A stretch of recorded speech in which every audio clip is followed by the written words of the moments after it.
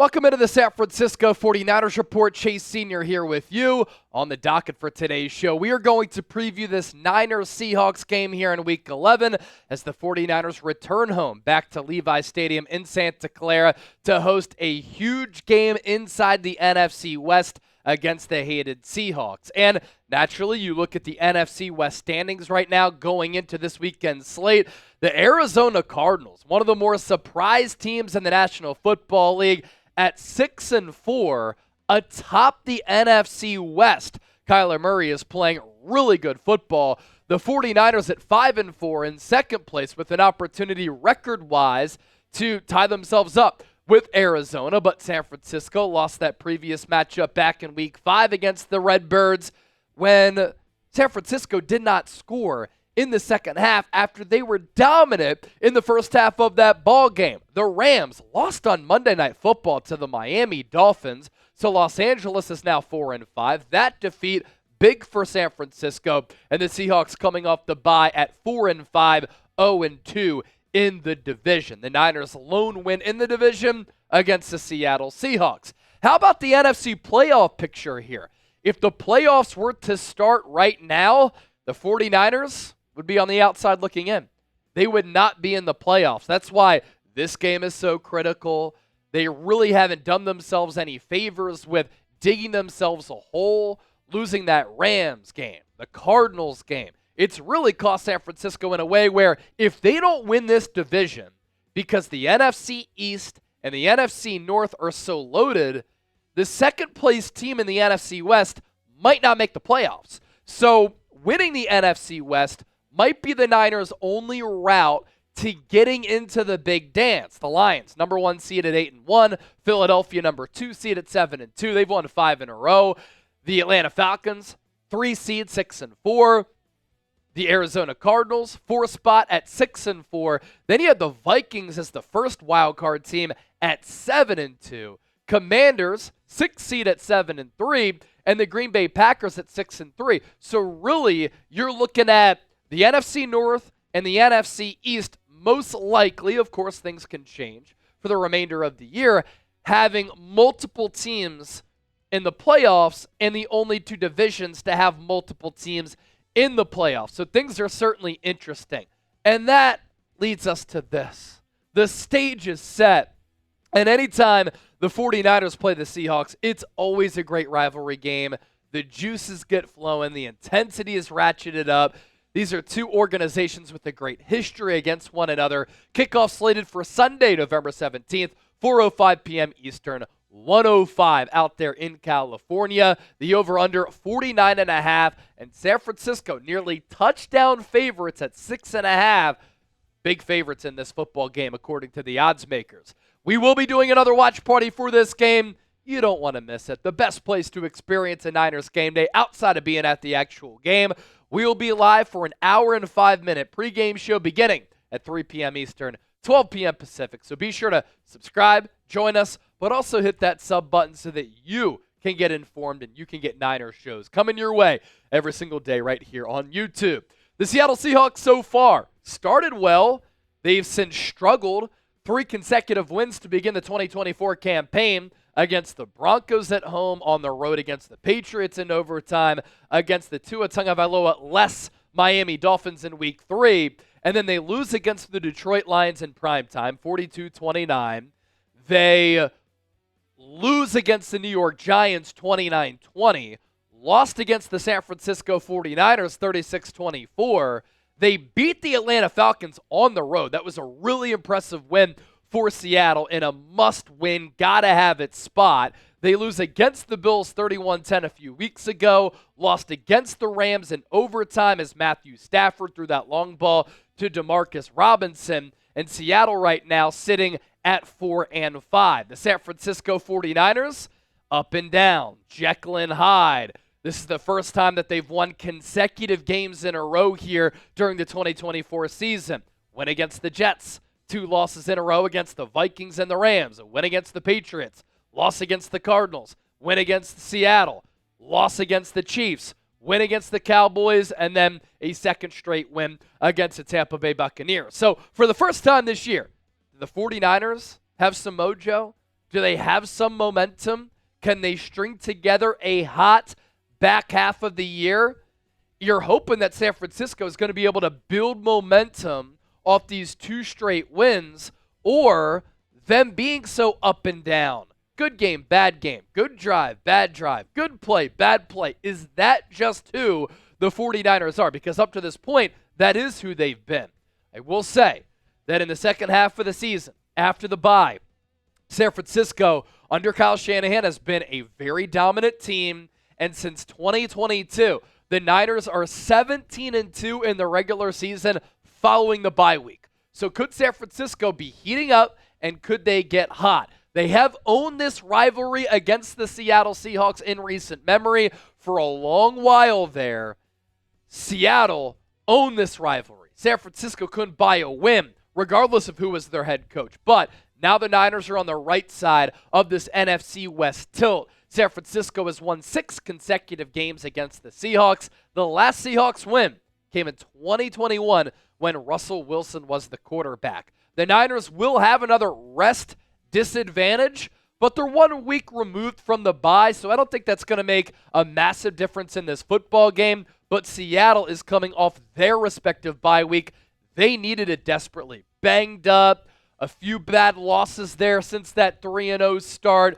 Needed to make some adjustments. I don't think Seattle, frankly, is all that good, but they definitely had that bye week come at an advantageous time. As for the previous matchup between these two teams back in Week 6, Thursday Night Football, Niners went on the road, short week, won 36-24. San Francisco had built a 23-3 lead, and if you remember at that time, they're coming off that Kansas City defeat, short week, so they had to flush that immediately. They needed this game badly, and it looked as though they were going to cruise. But then they give up that kickoff return for a touchdown to Laviska Shenault. Of course, the Niners had another awful special teams moment. The Seahawks go on a 21-6 run to climb back in it, and then the Niners are able to distance themselves from Seattle. Thanks in part to a dominant ground game that night in Week 6. The Niners were able to run it 33 times for 228 yards, 6.9 yards per carry. Isaac Rendo replaced Jordan Mason, who had hurt his shoulder in that game late in that first half. He was really good. You had the long Deebo Samuel touchdown. You had George Kittle popping off. And really, this 49ers defense came to play too, forcing 3 Seahawks turnovers. Notable Niners injury news as of this recording on this Tuesday. George Kittle, after another All-Pro performance, he's having an All-Pro year against the Buccaneers, that catch and run late in the game was critical against Tampa Bay. Kyle Shanahan said on Monday that he's dealing with some hamstring irritation. He's one of the more valuable players on this Niners team. They've lost some players this year. If they were to lose George Kittle with how good he's been, his role as a pass catcher and a blocker, and just his overall dominance, yak. Red zone.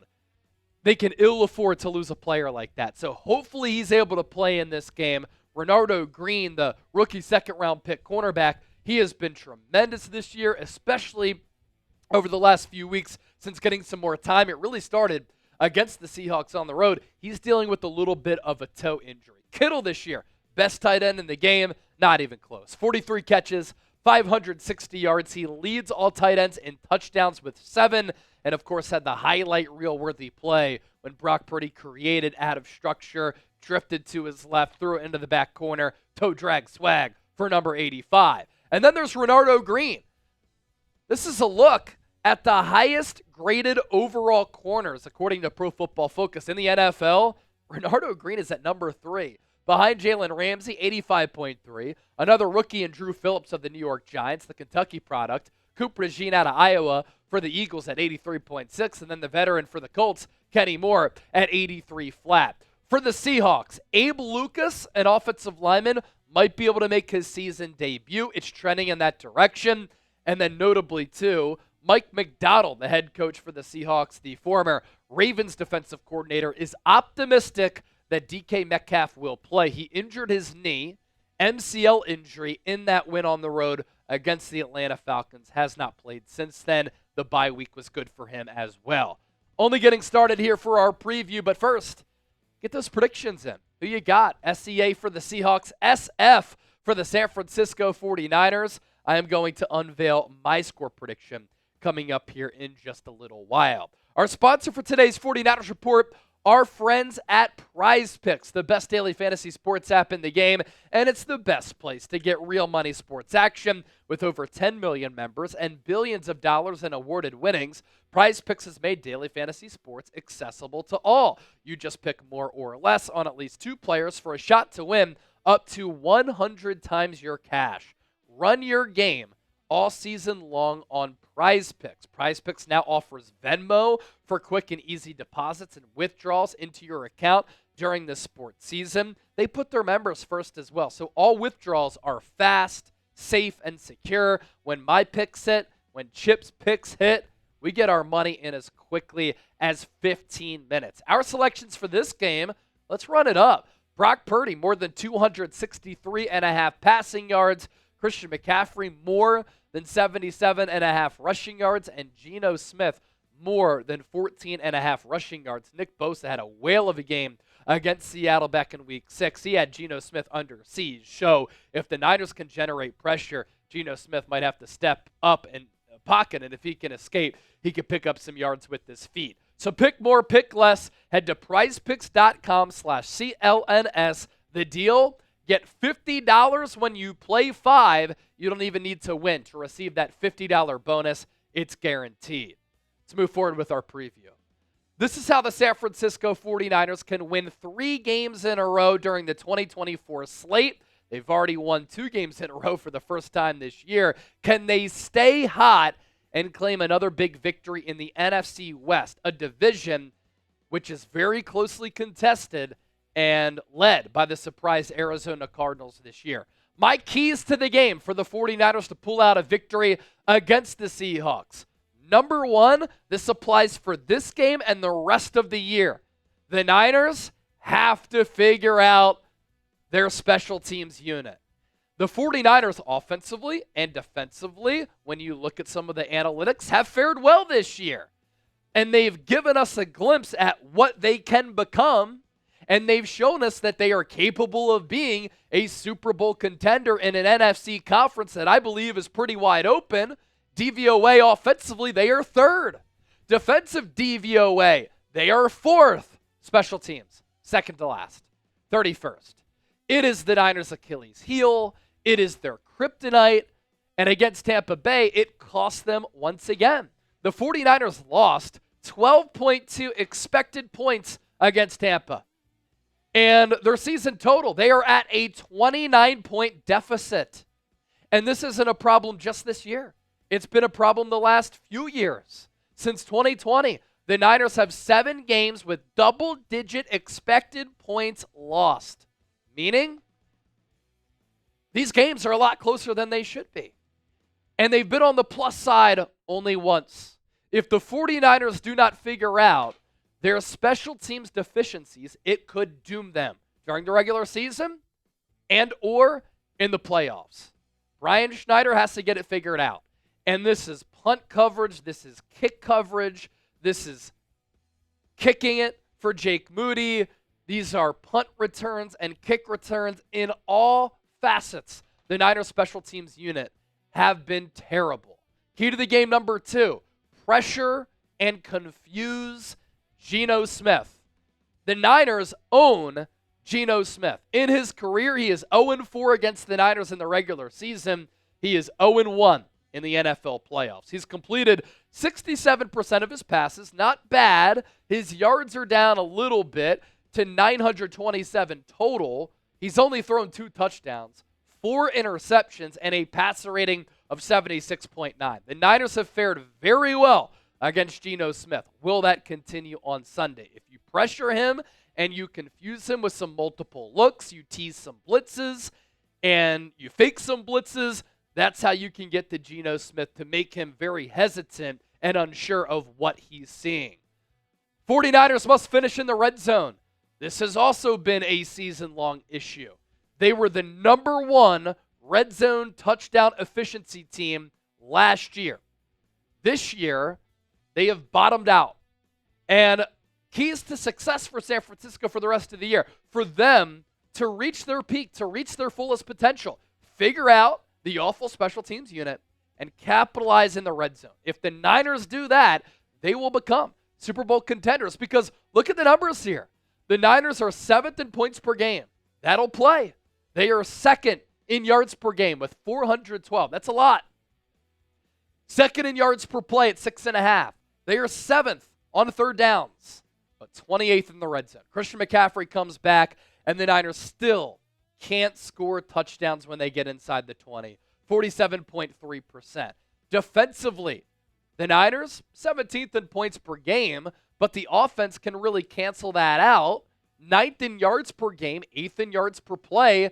The Niners defense does need to improve on third downs. The Niners defense also needs to do a better job of keeping teams out of the end zone in the red area. Luckily, they were able to do that late in the game against Tampa Bay with under a minute to go to force that Buccaneers field goal, which gave the Niners an opportunity to come back and win that game thanks to Brock Purdy being perfect on that final drive.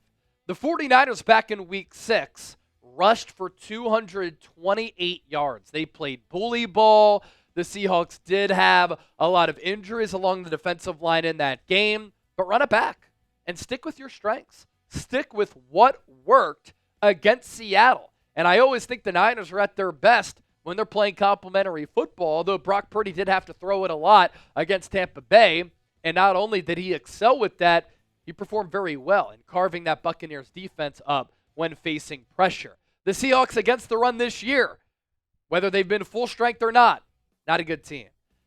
Teams are running it percentage-wise at a 45.5% clip. That's 19th. Rushes per game, 29.3. That's 23rd. So teams, again, are running it a lot against Seattle because they've been having success. And the Seahawks are giving up 4.8 yards per carry. That's 26th in the NFL. As far as rushing yards per game, 139.4. That is also 26th in the NFL. And so Seattle has really struggled with stopping the ground game, and that is a strength for this Niners offense. Against the Buccaneers, some mixed results for sure. You have Vita Vea as an interior defensive lineman for Tampa Bay. He's always difficult to run against. The Niners as a team, some good moments, some okay moments, some bad moments in trying to run the football. They continue to not be efficient on first downs in the red zone. The success rate there is a big reason why they haven't been able to score touchdowns. I do think that if McCaffrey feels good, he will be better as a runner. He said that was the 3rd time that he's worn pads in 8 weeks. So that's pretty impressive that he's able to have more than 100 total yards in that game against Tampa Bay last week when he made a season debut on the ground, only 3 yards per carry, 13 totes for 39 yards. Deebo Samuel, 3 carries for 14. Jordan Mason only got 1 carry. 1 carry for 5 yards. I want to see him sprinkled in a little bit more because I love the physicality that he brings. Isaac Rendo got a red zone carry. It went nowhere. And then Brock Purdy continues to be really good with creating out of structure. And key to the game number 5. It is time for the San Francisco 49ers to kick it into gear. We know that this team has a lot of talent. We know that what this team is capable of in a wide-open NFC, in a wide-open NFC West that is there for the taking. San Francisco has a wonderful opportunity here to get hot following the bye in the second half of the schedule in which they've dominated under head coach Kyle Shanahan, but they continue to shoot themselves in the foot and suffer so many self-inflicted wounds. That is not what championship-level teams do. Now, you can say, Chase, it's good that they're battling adversity, playing in these tough games and finding ways to win some of them. Yeah, but they've also found ways to lose some of them. They have to make it easier on themselves, and they do that by playing the football that they're capable of playing. And you look at the remaining schedule here for San Francisco, Week 11 at home against Seattle. Week 12, hard game on the road against the Green Bay Packers. Week 13, on the road against the Buffalo Bills. Starting to get cold in that part of the country. Week 14 at home against the Chicago Bears. Week 15 at home against the Los Angeles Rams. Cross-country travel to take on the Miami Dolphins. Then you're at home against the Lions, #1 team in the NFC. And Week 18 on the road against the Cardinals. Week 18 on the road against the Cardinals. This could be the game which decides the NFC West. And whoever doesn't win that game might not make the playoffs. And again, the 49ers have to take care of business. They can't afford to lose too many more games this year. And if they win this week, 6-4, Cardinals are 6-4, they're right there. You lose this game, you become 5-5. Look at the wild card standings. Is there room for the Niners to become a wild card team? I don't see Green Bay falling. I don't see Washington collapsing. Minnesota Vikings are too good on defense to lose it for the remainder of the year. And with the way that the Cardinals are playing, with how they're playing right now in this current moment, they are playing like one of the more sound and one of the better teams in the NFL. So predict the score. Seattle, San Francisco. We asked you who you got earlier, but get more specific and predict the score. I think the Niners win this game. I think they cover that 6.5-point spread. I think we start to see signs of the Niners putting it all together. They win this football game 29-20.